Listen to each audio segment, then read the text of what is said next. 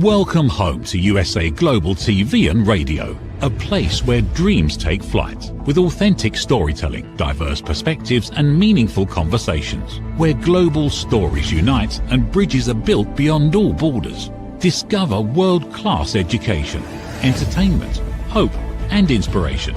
Together, we're building bridges worldwide. Subscribe to our channel, USA Global TV. Download our app, USA Global TV.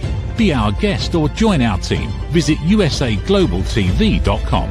Thanks to our founder and executive producer, Dr. Jacalyn Kerbeck. Music score by Yeffy Tang from Cloud Road Music. Voiceover artist Mike Porter. Creative direction by Paul Garcia.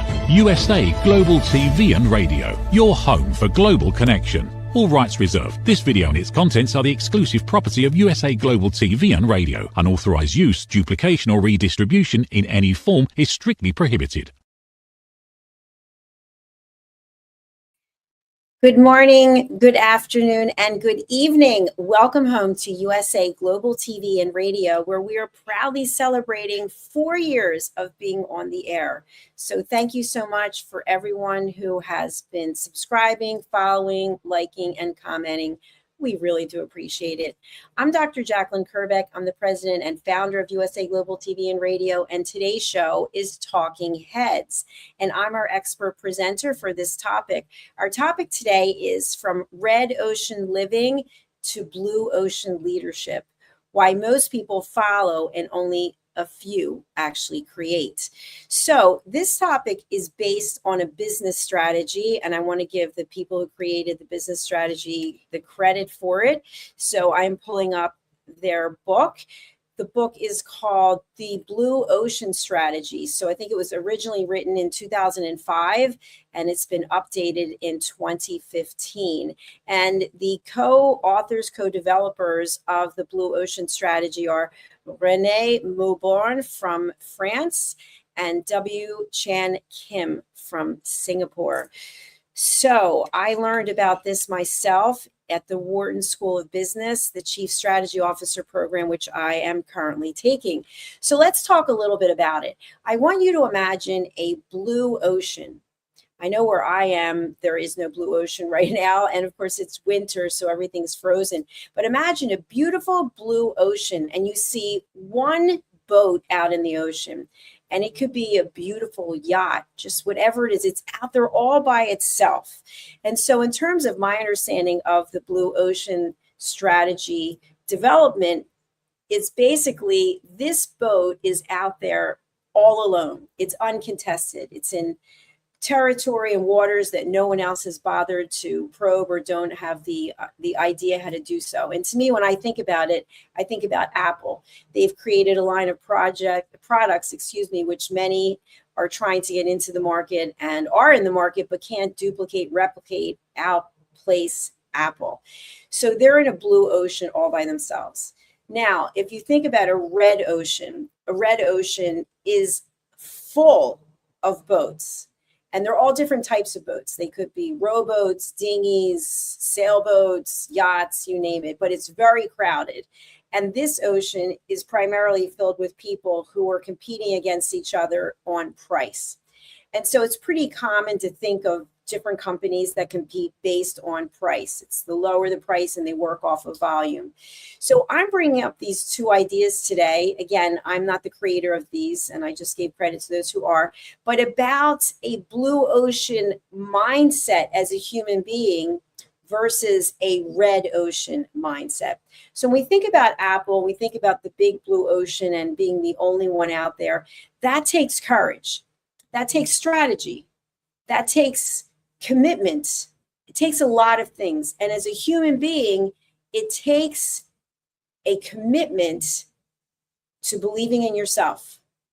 It takes a commitment to internal validation. It takes a commitment to both personal and professional development.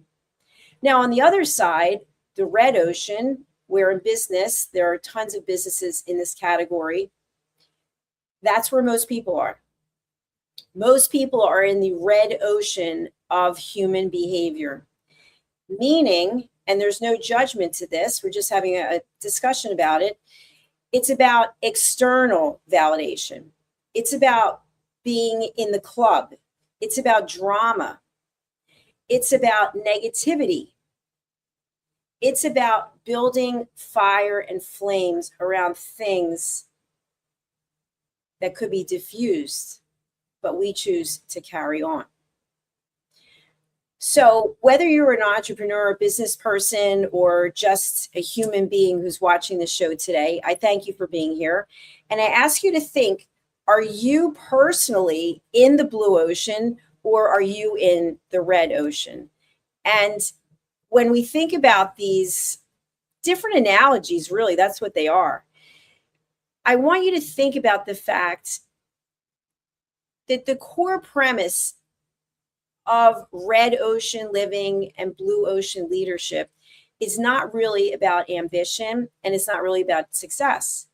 It's about how humans, how we relate to safety, to our own identity, and to uncertainty. And this is why, as leaders, we can feel very lonely before we feel like we're influential. I want you to consider this. Most people are not failing. They may feel like they are, but they're basically competing in a very crowded, emotional, and social marketplace where safety, approval, and predictability are the currency. Very few people are willing and or able to step out of this box or step out of this marketplace because we are always being pulled back to safety and comfort of what we know. So as business leaders, as business owners, we stop competing for space and we start creating direction when we are moving towards the blue ocean. When we're in the red ocean, we're just happy competing. We're just getting by. We're doing tasks. We're telling everyone how busy we are. And we're following someone else's direction. Someone in the blue ocean that created the direction.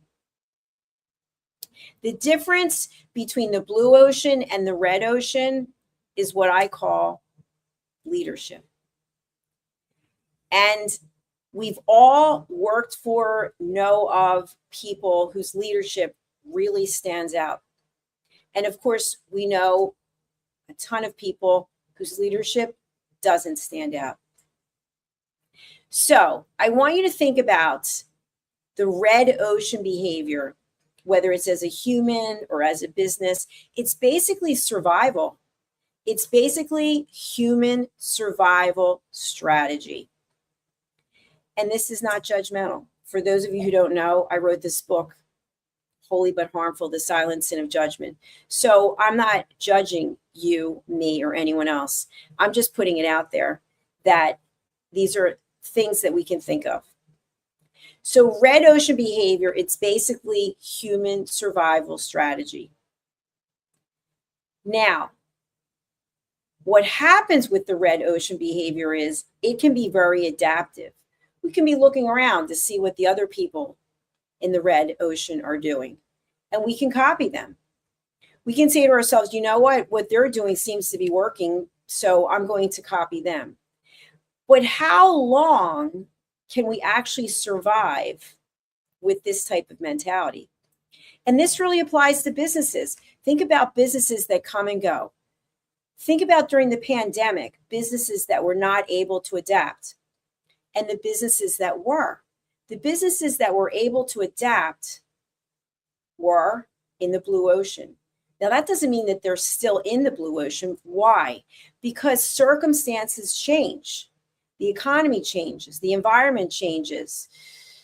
The customer need changes. So it's difficult to remain in the blue ocean unless you continuously have a strategy adaptation.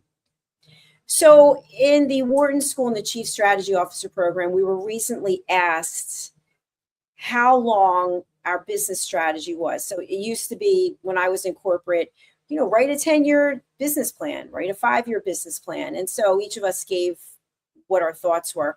And so to me, in the television industry, it's 6 months because it changes so quickly.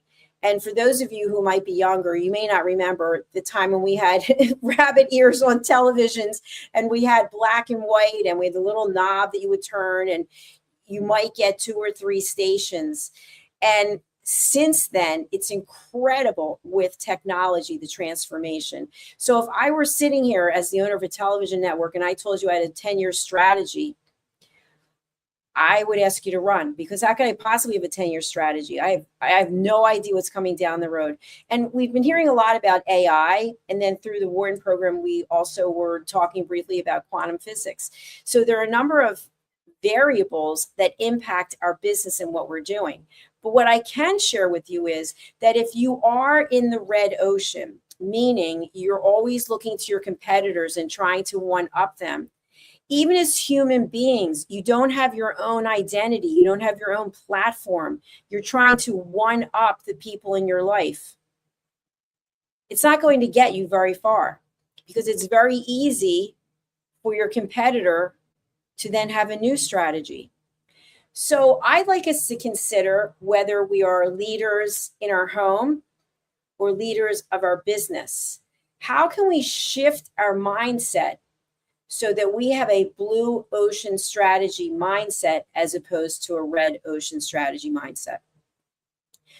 This is where my 3 questions come into play. And so for those of you who have seen me before on Talking Heads or some of my other programs, I have 3 questions that I ask myself before I speak, before I text, before I email, before I post on social media. 1, is it kind? 2, is it necessary? And 3, is it true? If it's not kind, necessary, and or true, I do not say it, I do not post it. Because what we put out there always comes back to us. I have seen people posting negative things on social media, and the first thing that comes to mind, just because I'm a human being, it's not a judgment, is, oh, that's a negative person. That is a person coming from a place of fear. Now, I don't know this specifically because I don't know the person, but that is my immediate reaction. So when we come from a place of fear, in my opinion, we are in the red ocean, just like everybody else. But when we come from a place of love, we are in the blue ocean. We are about peace. We are about differentiating ourselves as human beings. And as leaders, we can differentiate ourselves so that the people we lead want to follow. We can inspire others in our organization to go into the blue ocean in terms of what they're doing for our organization. Or we can instill fear and keep people back. We can run our organization from the top down, from a mindset of fear where people are literally panicked. They're terrified to come to work. They're terrified to quit. They don't know what to do. Or we can inspire people to grow. We can inspire people to share their feedback. We can inspire people to collaborate. When I first got into the television business, I worked at a station that is no longer in business. And I was told, because I had a radio show, that I had to make a choice. I could either have the radio show or I could work at this television station. And by the way, I paid for both. I paid for spots on both, for the radio station as well as the television station. So I thought long and hard about this, and I thought, why would someone limit me from doing what was bringing me joy? And what I realized was the person was coming from a place of fear. And so I had no judgment about that person. I gave the person grace, but I realized that was not a place that I was going to be able to grow. So I chose to leave. I chose to leave. I would still choose to leave. And today I have my own network, not just one station, but a network. And I encourage my team members to go out on as many platforms as they possibly can where they feel valued and where their content is resonating with others. Why?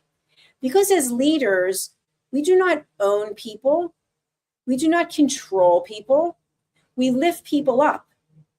We celebrate people. We show them the love as opposed to limiting them to their potential. When we come from a place of limiting beliefs, in my opinion, we are in the red ocean. And leadership in red ocean is not the place that I want to be. I always want to be in the blue ocean. And that's where I want my team to be. And that's where I want you to be. And to me, at the core of it, it comes from a place of emotional intelligence, believing in yourself, respecting yourself, and loving yourself. And as leaders, when we have these attributes, I truly believe that the people we lead feel it. They experience it. They notice the energy about it. They want to be around it. So, what are some of the things we can do now as leaders if we are in the red ocean? If we are in the red ocean where we are just competing day after day on price, what can we do? Well, we can actually look at a number of things. First of all, what is it that we're offering to our customers, to our clients? Are we offering a myriad of products? What's the return on investment for those products? Maybe we can eliminate some of them. Maybe we can put our core competency, our budget, our time into one of the products or two of the products or whatever it might be. You'd have to do your market research. But think about Apple, for example. And I am an Apple owner. I've got a number of Apple devices. They came up with a concept where all of the devices are interconnected. So you can go from your iPad to your phone, to your computer, to your watch, and all the content is there. The emails, the texts, and then, of course, all of the apps. And so they're all synced together, which is really kind of a cool thing. I know for me, even as a business person, I'm speaking to you from a Mac today. I've got my Apple Watch on. They came up with something, but yet they continue to invest in what it is that they're doing because they're getting the traction. Now, does that mean they will always be in the position that they're in? Who knows? It depends on what market share what their market share is and what they're investing back into their business. So I want you to think about where your business is and how can you separate yourself emotionally from the business. And this is a tough one because as business owners, as leaders, we're very passionate about what we do. And sometimes we're not able to take a step back because we're so engrossed in the day-to-day business. And by the way, we have a comment. No, I am not AI. I am a real person. So thank you for asking. I'm a real person here. Anyway, I want you to think about how can you take the emotional commitment that you have and turn it into finding a solution. To me, that is the answer. Things are not going exactly as we would like. Accept it, honor it, and now what's the solution? What is the path that I need to go on to get out of this red ocean to get into the blue ocean? Sometimes we beat ourselves up. We put ourselves down. Okay, is that really going to help you find the solution? Not really, and it's not healthy because it answers these three questions. Is it kind for us to beat ourselves up? No. Is it necessary? No. And is it true? Probably not. We can take the truth and manipulate it any way we want. But as business owners, if we want to have rose-colored glasses on, or we want to be in a state of denial, it's going to show up and we're going to remain or go into the red ocean. But when we're open to feedback from others, when people want to provide information in a respectful and graceful way, there might be value in that information. The fact that someone's taking the time to share something. So for example, customer reviews, focus groups. I really believe in these things. Now, I understand that bots are getting involved with leaving reviews. I've read a lot about that. But we're talking about one-on-one human interaction. You can always reach out to people that you respect, people who are mentors or people who are where you want to go, and say, hey, would you take a look at this and tell me what you think? And I have found that people who are coming from a place of love as opposed to fear are more than happy to help you out, because someone helps us out. I have probably 6 to 8 mentors at any given time. And I really value the time and energy that they put into sharing with me, because we don't know what we don't know. But if we're not open to it, we're back in that Red Sea. So thinking that we know everything, we're in a tugboat or a rowboat in the Red Sea. I don't know about you. I'm not even a boater, by the way, but I'd rather be on a yacht in the blue sea as opposed to being in a tugboat in the Red Sea. And again, no judgment if you have a tugboat, good for you. Today's point is all about how can we differentiate ourselves as human beings and therefore as leaders. I really value when I meet someone in a business setting and they're the same one in their personal setting. Have you ever met people, they're one way in business and they're another way outside of business? It's almost like they have 2 personalities. I believe we have the same personality because this is who we are. So as someone asked in my AI, no, I'm not AI. This is me. This is me if you met me at the gym. This is me if you met me in this business, or if you met me personally. This is who I am. Now, what I truly believe is that we all are gifted, which AI is not. We are gifted with choice. We as humans can make a choice. We can make a choice of how we spend our time. And as humans, that is also something we have in common. We have time. And so how we spend that time is reflected not only actually in our skin, in our behavior, in our demeanor, in our energy. It comes through. And so if we want to be successful, when we are successful as human beings, I truly believe it comes from a place of love and a place of curiosity and a desire to be a peaceful person. When you make those choices, when you choose peace over drama, in my experience, because I've done this, the stress level goes way down. You innately are able to handle situations that you might not have been able to handle before. And I've shared this before, but for those of you joining for the first time, 2 nights ago, my apartment was flooded right before a major snowstorm hit. And the interesting thing is that my apartment was also flooded last year, almost to the day, by the same apartment upstairs. The difference was last year when my apartment was flooded, someone was living there, and this year no one was living there, and apparently a pipe in the wall was frozen and burst. But I had a choice to make as a leader.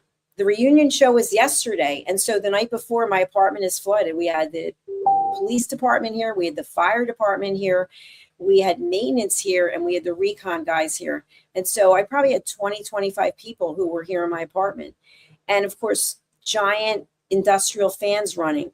So I had maybe 3 hours of sleep, and I still had to go on the next day for a 6-hour TV show. So as a leader, did I panic? No. Did I look for external validation? No. I said to myself, I will make this work. I will keep the emotions aside, and I will find a way. So today I am broadcasting, coming to you live from my kitchen instead of my studio, because my studio was flooded and it's completely trashed. So I'm here broadcasting. I have industrial fans that are running in the background. I've had to unplug a number of them so that you could hear me, but I found a way to make it work. Am I angry about the flood? I'm not angry about the flood. When you're angry, it just clouds everything. So I want you to think of some of these ideas of how you can move your business, your life, from one of drama, stress, anxiety, and being in the red ocean to one that is filled with love and peace and compassion. I want to thank you for joining me here today on Talking Heads. I hope wherever you are, that you are coming from a place of peace and a place of love. Do join me next week for my next episode of Talking Heads. And please do subscribe to our channels. I'll pull up the graphic. We have 2 YouTube channels, Dr. Jacalyn Kerbeck and USA Global TV and Radio. And I would really appreciate it if you would go and subscribe to our channels. Thank you very much. And I'd like to just share, I do have 2 books that are really, I would say, my Bible of elevated listening, because I teach people all over the world how to listen. And one of them is Mastering the Power of Elevated Listening, which you can find over on our Amazon page, as well as Holy But Harmful, The Silent Sin of Judgment, How Hidden Judgments Destroy Relationships and Damage Lives. Thank you again for being here today. I really do appreciate it. We're going to go over and see our sponsors, and we'll be back with our next program right after this. Bye. Is it true? Is it kind? Is it necessary? In a world quick to judge, one book dares to reveal the hidden cost of silence. Discover Holy But Harmful, The Silent Sin of Judgment, How Hidden Judgments Destroy Relationships and Damage Lives by Dr. Jacalyn Kerbeck. The Amazon #1 bestseller that's transforming the way we understand ourselves and the way we see others. Pick up the companion workbook to uncover your own hidden judgments and learn how to break free from them. Available now on Amazon and at fine bookstores worldwide. Every woman carries a story of strength, of purpose, of light. Through her courage, the world is transformed. Through her grace, generations are inspired. This is Iconic Women. Within Every Woman Lives a Goddess, a celebration of brilliance, beauty, and empowerment. Join us every Wednesday at 11 a.m. New York, 4 p.m. London time, only here on USA, Global TVR, and Radio. Featuring the iconic Dr. Jacalyn Kerbeck, honoring voices that shine across the world. Subscribe to our YouTube channels, USA Global TV and Dr. Jacalyn Kerbeck, to watch and engage with all our content. World-class education, entertainment, hope, and inspiration.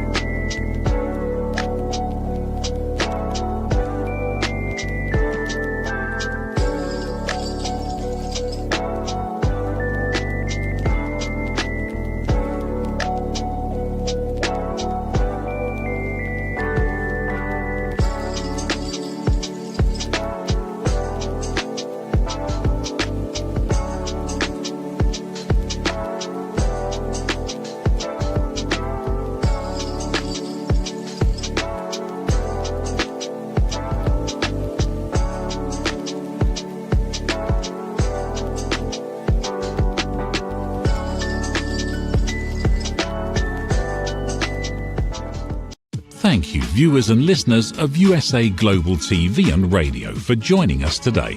We're honoured to have your time and attention as part of our global community. At USA Global TV and Radio, we believe in the power of authentic conversations. meaningful connections and creating a world of possibilities together. Want to be part of something bigger? Join our team of elevated listeners at usaglobaltv.com, a space where your voice matters and your ability to listen transforms relationships. Stay connected with us across all our platforms for thought-provoking discussions, expert insights, and empowering stories. Subscribe to our channels at youtube.com/c/USA Global TV. Follow us on social media and explore the endless opportunities we're creating for growth, learning, and inspiration. Together, we're not just broadcasting, we're building bridges and changing lives one conversation at a time. For inquiries, contact us at info@usaglobaltv.com. Produced by Executive Producer and Director Dr. Jacalyn Kerbeck. Voiceover by Mike Porter. Creative direction by Paul Garcia. All rights reserved. Visit usaglobaltv.com to view our full terms and conditions.